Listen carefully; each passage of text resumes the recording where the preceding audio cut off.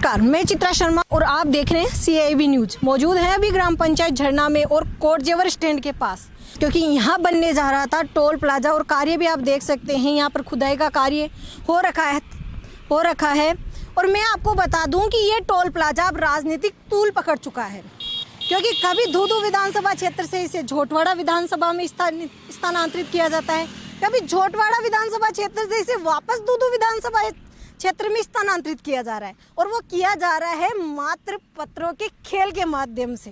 दोनों ही क्षेत्रों में लगातार पत्र लिखने का खेल जारी है और वो पत्र लिखे जा रहे हैं RSRDC के मुख्य प्रबंधक को, क्योंकि ये टोल प्लाजा RSRDC लिमिटेड के द्वारा ही लगाया जा रहा है। अब मैं आपको बता दूं, जब ये टोल प्लाजा का कार्य यहाँ चल रहा था तब यहाँ के स्थानीय बीजेपी के नेताओं के द्वारा इसका विरोध किया गया। ये कहा गया कि यदि ये कार्य यहाँ से नहीं रुकता है तो इसके खिलाफ उग्र आंदोलन किया जाएगा। लेकिन जब यहाँ की स्थानीय जनता और कांग्रेस के कार्यकर्ता विधायक बाबूलाल नागर के पास पहुँचे तो विधायक बाबूलाल नागर ने तमाम जनता से कंधा मिलाकर वो चले, बीजेपी नेताओं के भी कंधे से कंधा मिलाकर वो चले और इस टोल प्लाजा को हटवाने में सभी का समर्थन किया। और इस टोल प्लाजा के हटवाने को लेकर मुख्य प्रबंधक को एक पत्र लिखा, जिसमें ये कहा गया कि धूधू विधानसभा क्षेत्र में ये टोल प्लाजा नहीं लगाया जाए और इस टोल प्लाजा को आगे स्थानांतरित कर दिया जाए। और जब ये बात झोटवाड़ा विधानसभा क्षेत्र तक पहुंची तो वहां के पूर्व कैबिनेट मंत्री राजपाल सिंह शेखावत, जो कि बीजेपी के नेता हैं, उनके द्वारा वापस मुख्य प्रबंधक को एक पत्र लिख दिया गया, जिसमें यह कहा गया कि यह टोल प्लाजा झोटवाड़ा विधानसभा क्षेत्र में नहीं लगना चाहिए। ये टोल प्लाजा वापस धूधू विधानसभा क्षेत्र में ही स्थानांतरित कर दिया जाए। और जब ये स्थानांतरण की बात आई तो देखने वाली बात यह है कि यहाँ से कांग्रेस कार्यकर्ताओं के द्वारा तो विरोध किया गया, लेकिन बीजेपी कार्यकर्ताओं को सांप सूंघ गया। जो बीजेपी इस कार्य जब यहाँ चल रहा था तब इसका विरोध कर रही थी, यहाँ तक कि उग्र आंदोलन की चेतावनी दे रही थी, वो बीजेपी शांत क्यों बैठ गई, ये एक सोचनीय विषय है। वो शांत इसलिए बैठ गई क्योंकि झोटवाड़ा विधानसभा क्षेत्र से जिन्होंने इसका विरोध किया वो बीजेपी के बड़े नेता हैं। बीजेपी का विरोध नहीं कर सकती क्या? ये एक सोचनीय विषय है। क्योंकि मैं आपको बता दूं, जब पंचायत समिति के चुनाव यहाँ हो रहे थे तब सांसद महोदय, जो कि बीजेपी से हैं, भागीरथ चौधरी जी और पूर्व विधायक प्रेमचंद बेरवा जी लगातार जनसंपर्क कर रहे थे, जनता की समस्या सुन रहे थे और ये कह रहे थे कि बीजेपी को वोट दो। और बीजेपी को जब जनता ने वोट दिया, जनता ने भारी बहुमत से यहाँ जिताया, बीजेपी ने भारी लीड यहाँ से ली, 17 में से 14 सीटों पर बीजेपी ने अपना कब्जा किया। और जब जनता ने उन पर भरोसा जताया और आज जनता के सामने टोल प्लाजा जैसी बड़ी समस्या खड़ी है तो सारे नेताओं ने चुप्पी साध ली। बीजेपी के सारे नेता नदारद हो गए और कुछ स्थानीय नेताओं ने विरोध किया तो वो स्थानीय नेताओं भी, क्योंकि झोटवाड़ा विधानसभा क्षेत्र से बड़े बीजेपी के नेता ने इसका विरोध कर दिया, तो वो स्थानीय नेताओं को भी सांप सूंघ गया। कोई भी इसका विरोध नहीं कर रहा है। मैं ये नहीं बोल रही, क्योंकि ये राजनीति के अंतर्गत आ गया, मैं ये नहीं बोल रही कि विरोध करना चाहिए या बीजेपी का पक्ष ना करे, लेकिन जब बात जनता की आए तो बीजेपी को ये सोचना चाहिए, जहाँ पर जिस क्षेत्र की जनता ने उन्हें भारी बहुमत से जिताया वहाँ पर बीजेपी नेता का कोई ध्यान नहीं, वहाँ पर ये टोल प्लाजा जनता के ऊपर लाद दिया जाए वो सही है। और जहाँ से बीजेपी हारी है, जहाँ से कांग्रेस का बोर्ड बना है, जहाँ पर टोल प्लाजा नहीं लगना चाहिए, क्योंकि वहाँ के पूर्व कैबिनेट मंत्री राजपाल सिंह शेखावत ने इसका विरोध कर दिया। मात्र इसी कारण की वजह से इस टोल प्लाजा को वापस यहाँ लाने की तैयारी की जा रही है और बीजेपी चुपचाप ये तमाशा देख रही है, बोल नहीं रही है। ये तो हो गई राजनीति की बात। अब बात करती हूँ कि यार क्या ये रोड सही मायने में टोल देने लायक है। हालात हम आपको इस रोड के दिखाएंगे, 10 किलोमीटर का दायरा हम कवर करेंगे। उस 10 किलोमीटर के दायरे में क्या स्थितियाँ रहती है ये हम आपको दिखाएंगे। किस चीज़ का जनता टोल देगी? क्या रोड पे हो रहे खड्डों का जनता जो टोल देगी, या उन खड्डों में भरे हुए पानी का जनता टोल देगी, या फिर उन खड्डों की वजह से लगातार हो रही दुर्घटनाओं का जनता टोल देगी। आखिर किस चीज़ का जनता टोल देगी, इसका भी हम आपको ज़मीनी हकीकत दिखाएंगे। 10 किलोमीटर का दायरा हम कवर करेंगे, जिसके अंदर इस रोड की ज़मीनी हकीकत आपको दिखाएंगे, जिसे स्टेट हाईवे कहा जाता है। क्या सही मायने में ये स्टेट हाईवे है, ये हम आपको दिखाएंगे। इसके अलावा हम यहाँ के आसपास के गाँवों के जनप्रतिनिधियों से भी बात करेंगे, आखिर उनका क्या कहना है इस टोल को लेकर, क्योंकि जनप्रतिनिधि सरपंच होता है और सरपंच एक गांव का मुखिया होता है, तो आखिर उनका क्या कहना है ये भी हम जानेंगे। लेकिन जनप्रतिनिधियों से हम बात करें उससे पहले हम आपको इस स्टेट हाईवे की ज़मीनी हकीकत दिखाएंगे।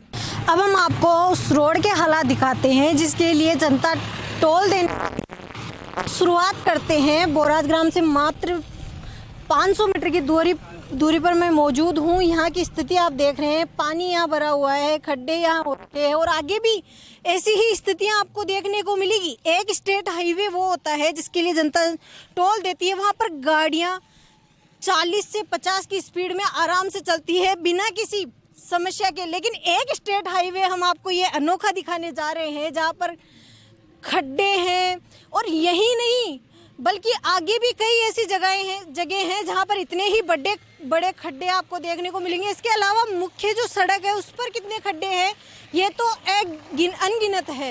ये स्थिति हम आपको स्टेट हाईवे की दिखाएंगे। ये एक अनोखा स्टेट हाईवे है जिस पर टोल टैक्स बनाया जाने वाला है और जिसका टोल जनता बहुत जल्दी देने वाली है। अब टोल देगी जनता खड्डों का, टोल देगी जनता खड्डों में भरे हुए पानी का, टोल देगी जनता होने वाली दुर्घटनाओं का। अब देखते हैं जनता किस किस का टोल देती है। रोड की स्थितियाँ हम आपको दिखाएंगे। 10 किलोमीटर का एरिया हम कवर करेंगे। 10 किलोमीटर के अंदर कितने खड्डे आते हैं, क्या स्थितियाँ वहाँ की रहती है, सभी हम आपको दिखाएंगे। बोराज ग्राम से शुरू करते हैं और आसलपुर मोड़ तक हम जाएंगे, क्या स्थितियाँ वहाँ की रहती है इसको देखिए आप ज़मीनी हकीकत। ये देखिए स्टेट हाईवे बोराज ग्राम से मात्र 1 से 1.5 किलोमीटर की दूरी पर ये स्थिति है। यहाँ पर देखिए किस प्रकार खड्डे हैं और बार बार जहन में एक ही सवाल आता है कि आखिर जनता टोल देगी, तो आखिर टोल देगी किसका।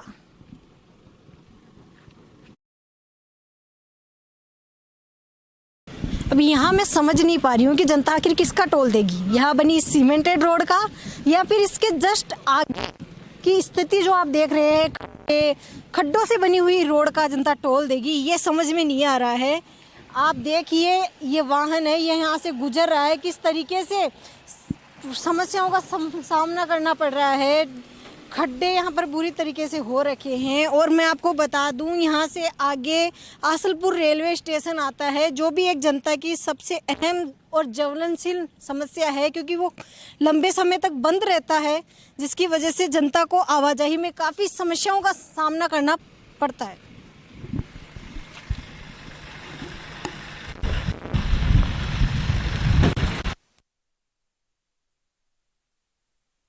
मेरे पीछे वाहनों को जाते हुए तो आप देख रहे होंगे किस प्रकार वाहनों को परेशानी आती है वहाँ से निकलने में।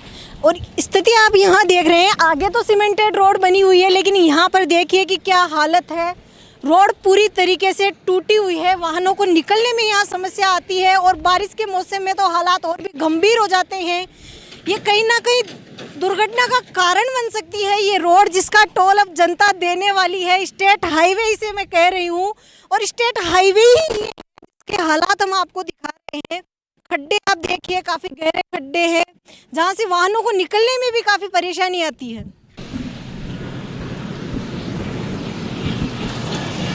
इसी रोड की दूसरी तरफ की स्थिति भी आप देख लीजिए, वहाँ की स्थिति क्या थी। वहाँ पे भी रोड टूटी हुई थी और यहाँ पर भी रोड टूटी हुई है, पानी यहाँ भरा हुआ है।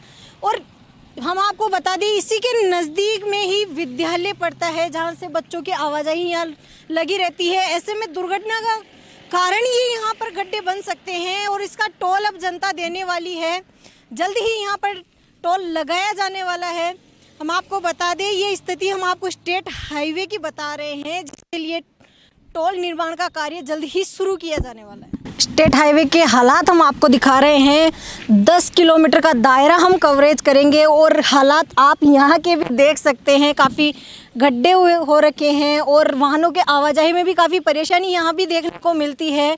हम आपको बता दें, जब बारिश का मौसम रहता है और बारिश आती है तो ये गड्ढे पूरी तरीके से पानी से लबालब भर जाते हैं और राहगीरों को ये पता नहीं रहता है कि यहाँ पर गड्ढा है और ऐसी स्थिति में कई प्रकार से हो जाती है। और स्थिति आप यहाँ की भी देख रहे हैं, वैसे ही गड्ढे यहाँ पे भी बने हुए हैं जैसे हम आपको पहले दिखाते ला रहे हैं और आगे भी ऐसी भी स्थितियाँ आपको देखने को मिलेगी।